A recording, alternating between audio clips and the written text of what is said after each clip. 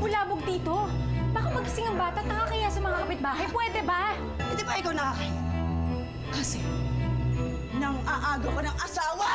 Nabalitaan ko nga din yun eh. Madalas daw magpunta sa inyo ang asawa niya. Eh, dinadalaw yung anak ko, si Ninyo. Ang anak mo nga ba? O ikaw ang dinadalaw? Itawan mo ako! Ah! Hayop ka!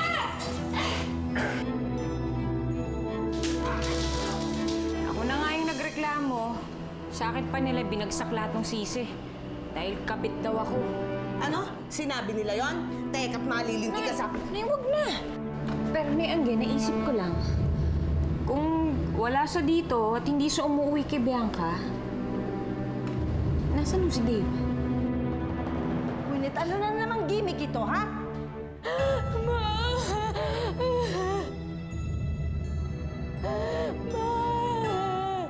Kasi naman po tayo titira pagkatapos. Eh, doon sa pinsan ko sa Maynila, Paano naman tayo masusundan ni tatay doon? hindi ka nagalit kay tatay? Lalagay, kahapon lang po yun. Hindi na ngayon. Sino to? Lester? Tingnan. Nasabik ako nung marinig ko boses mo sa telepono eh.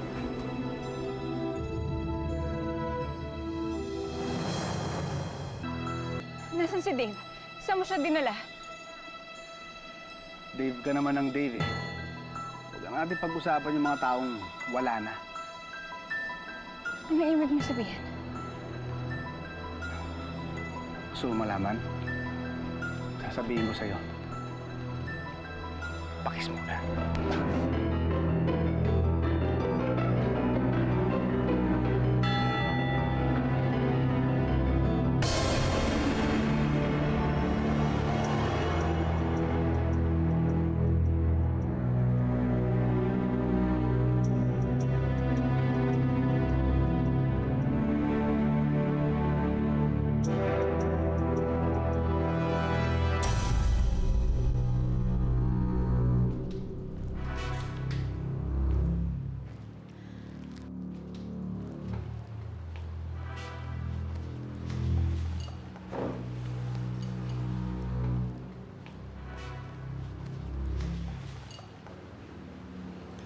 Huwag kang kabahan, Gwyneth.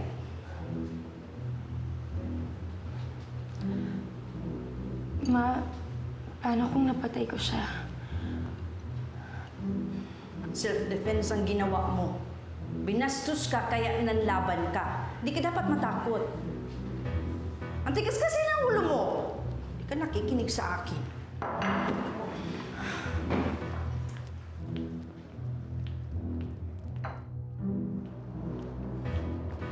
Sorry na, Ma. Sorry. Sorry. Hindi ka kasi nakikinig sa akin eh. I thought I could make it on my own, pero hindi ko pala kaya. Yumabang ka na kasi. Masyado ka nang bilib sa sarili mo. Kaya yan ang napala mo. Are you gonna keep nagging me about this? Aba, syempre. Para pumasok dyan sa kukuti mo na mali ang mga pinagagawa mo. Ma, can we just move on? Be my manager again. Let's start all over again, please. Ay, hindi na. Ayaw ko na. Ma, please. Hindi na. Masyado mo na akong sinaktan sa ginawa mo sa akin noon. Ma, huwag ka na magtampo. We both need each other here, okay? Excuse me, you need me more than I need you. Okay, fine. Mas kailangan kita. Kaya please.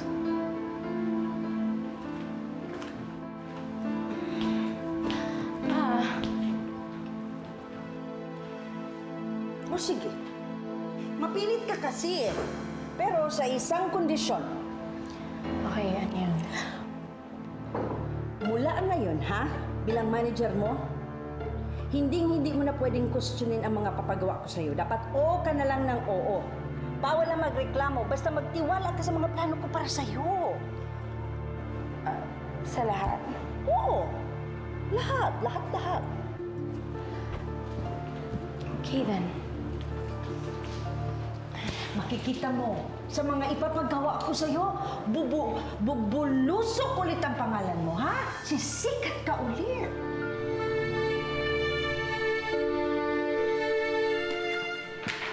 Sana naman hindi siya ganun ka-blurry, di ba? Sige po. Change the image. Alright.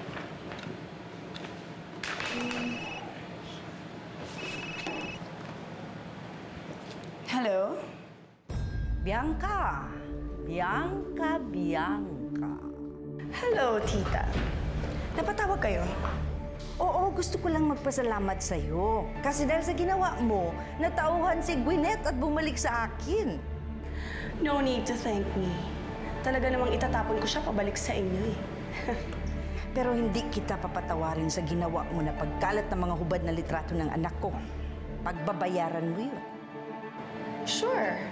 Send me the bill. And I don't care. And as far as I'm concerned, tita, may alas pa ako laban kay Gwyneth na hindi ko pa nilalabas.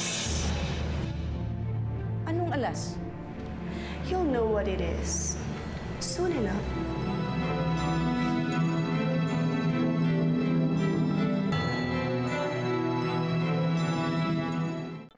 Joni, Yes, ma'am. I need you to prepare a press con. For what? Para sa tuluyang pagbagsak ni Gwyneth. At nasisiguro ko rin na pag nalaman ni Dave ang tungkol sa revelation ko, lalabas din siya sa pinagtataguan niya. What about? E di tungkol sa anak nila, alam ko kung nasa ng bata. And I will use the boy to bring Gwyneth down once and for all.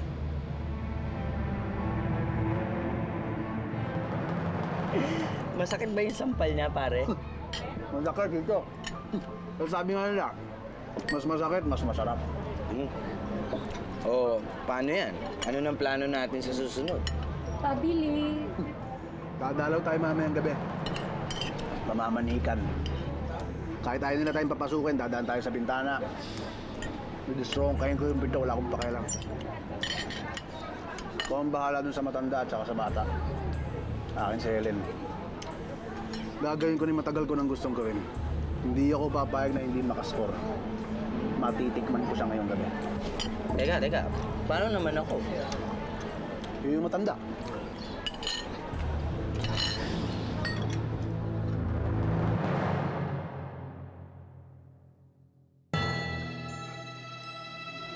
Tara.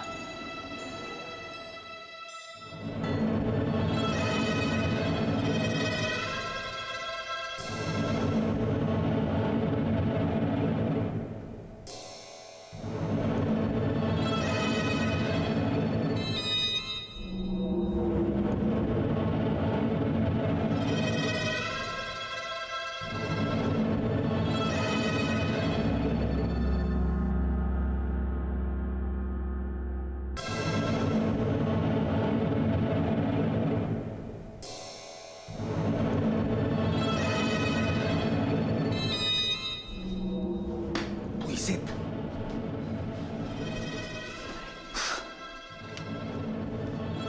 Aisaan tayo.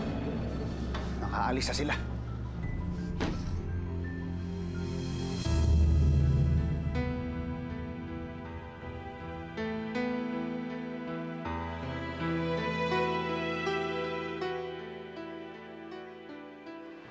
Diyos ko, wala naman po sanang masamang nangyari kay Dave. Hindi ko po mapapatawad ang sarili ko kung sakaling may masamang mangyari sa kanya. Ako ang dahilan kung bakit siya binalikan ni Lester. Diyos ko, kung nasan man siya, tulungan niyo siya. Sana'y magkita pa silang muli ng anak ko.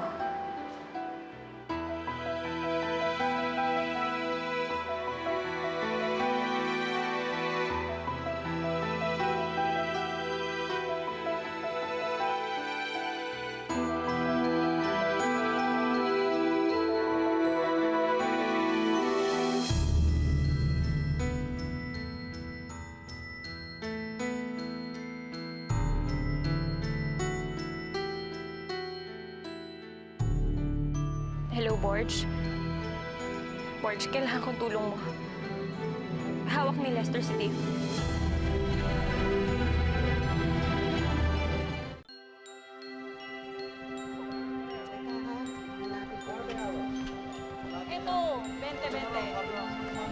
Ay, yung gitna na lang yung lakasan mo dyan.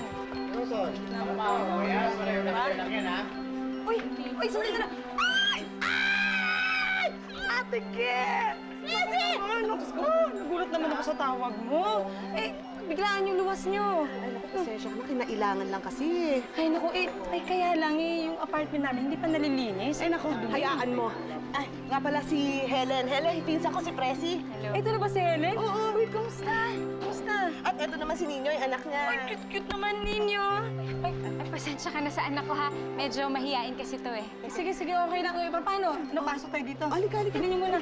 Ay, bakit? Yung mga... Mayo ka nga dyan. Buhatin mo yung mga bag, oh. Nakita mo nang may dumating eh. Salamat. Ay, ito, medyo, may pasugalan ka na dito, ha? Tong-tong lang. Maliitan lang. Talaga.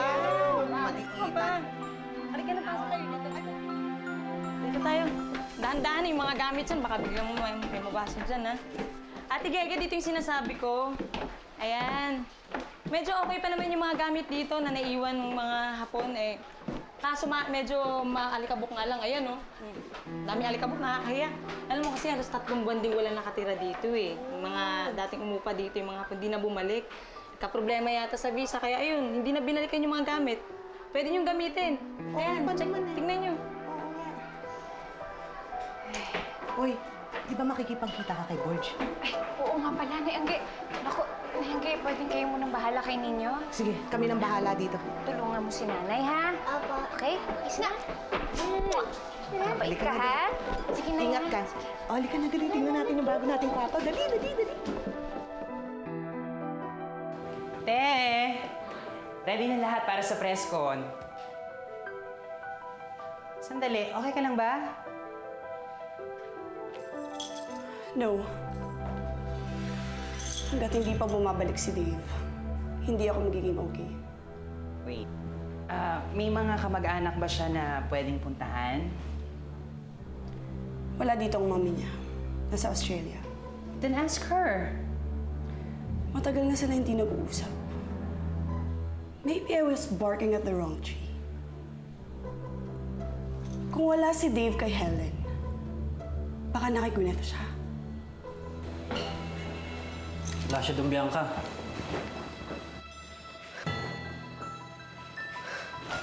George! What is she doing here? Ano pa rin mukha mo magpakita dito na? Kaya sabihin lang sa'yo si Ellen. Johnny, tumawag ka ng guard at palabasin mo ang babae yan. Okay ba? Tungkol kay Dave.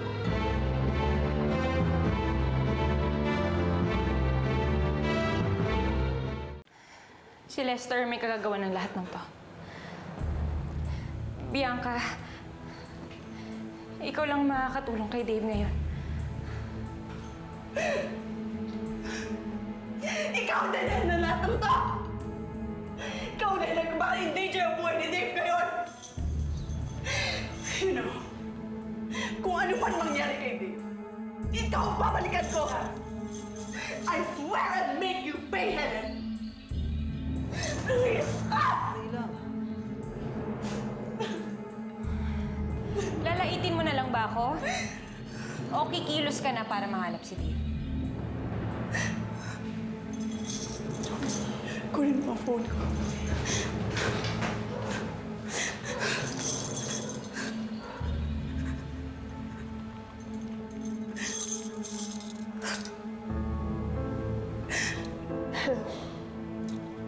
Colonel De Leon,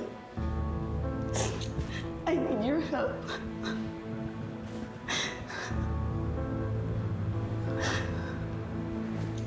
Yes, please. Magkita tayo.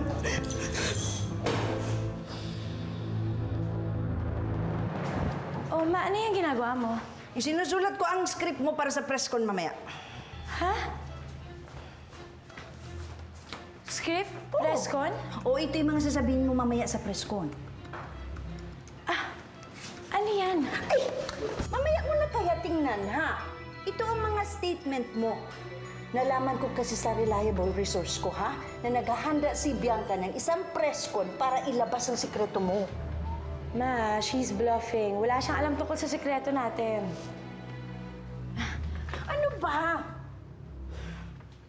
Basta hindi ko alam. Reliable ang resource ko. Bago ka siraan ni Bianca, unahan na natin siya. What do you mean? Patapusin mo kaya muna ako sa ginagawa ko, ha? Umalis ka na. Okay. Winnie, tandaan mo ang usapan natin, ha? Lahat ng sasabihin ko, gagawin mo, ha? Walang angal, walang reklamo. Okay. Alam mo, Helen, muli kayong magkausap ni Dave. Handa na siyang magsimula ng panibagong buhay kasama kayo ninyo. Handa na siyang iwanan ng lahat kasama kayo. Kaya nga ginagawa ko ang lahat para makita siya. Para makatulong man lang.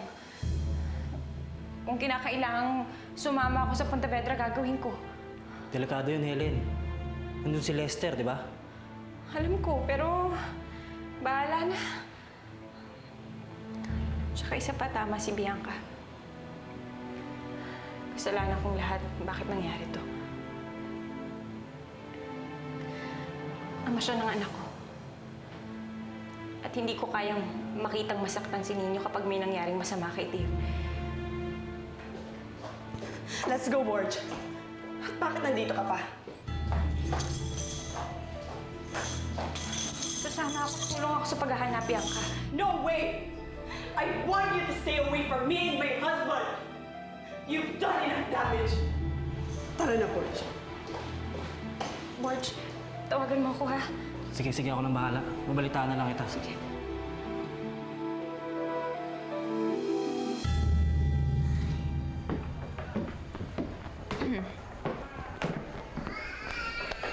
Pa!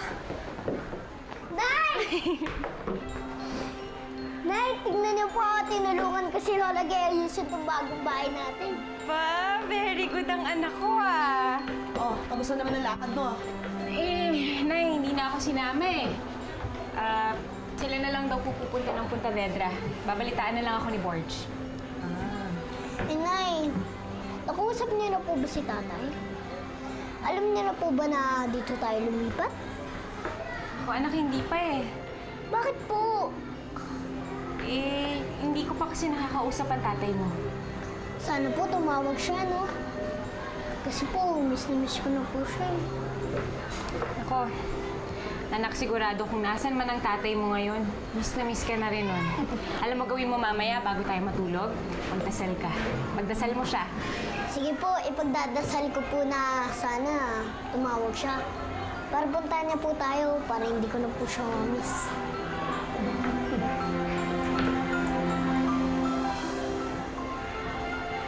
Helen, tignan mo. Pinatawag ko kayong lahat dito. Dahil may gusto kong aminin sa nakaraan ko.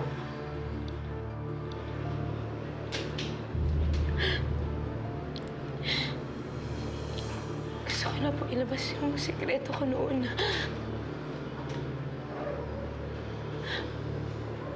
Totoo pong nanganak ako.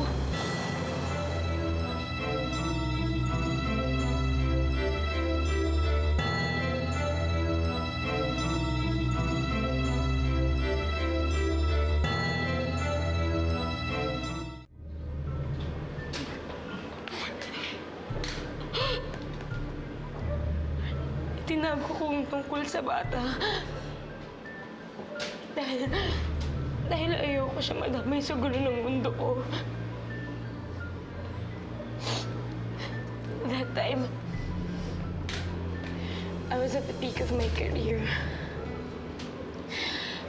Kaliwat ka ng guestings, concerts, and interviews. That wasn't the life that I wanted for my child.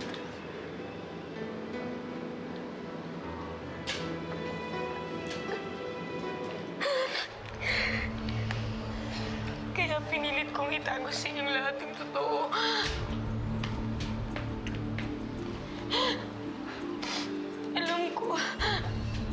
Alam ko nagkamali ako noon. Kaya this time, gusto ko na itama ang lahat. Gusto ko ipaalam sa lahat ng tao nagkakamali din ako. Hindi ako perpektong tao. Kahit sikat ako at iniidolo, nagkakamali rin ako. Gwyneth, paano mo kami mapapaniwala? Niloko mo na kami noon. Oo nga naman. Baka naman sinasabi mo lang ito ngayon dahil gusto mo na namang gumimik para mapag-usapan.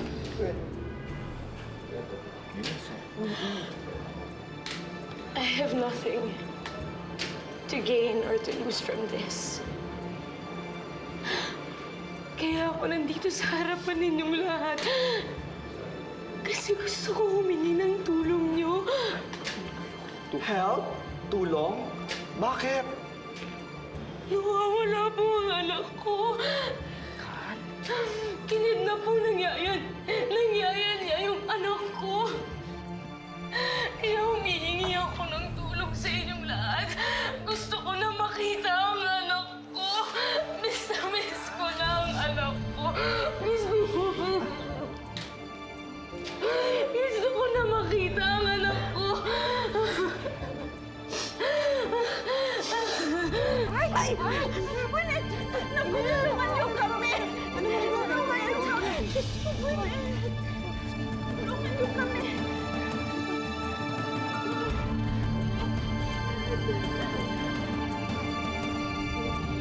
Nanay, naisip ko lang na kahit ano palang mangyari sa'yo, pamilya rin pala ang babalikan mo, no?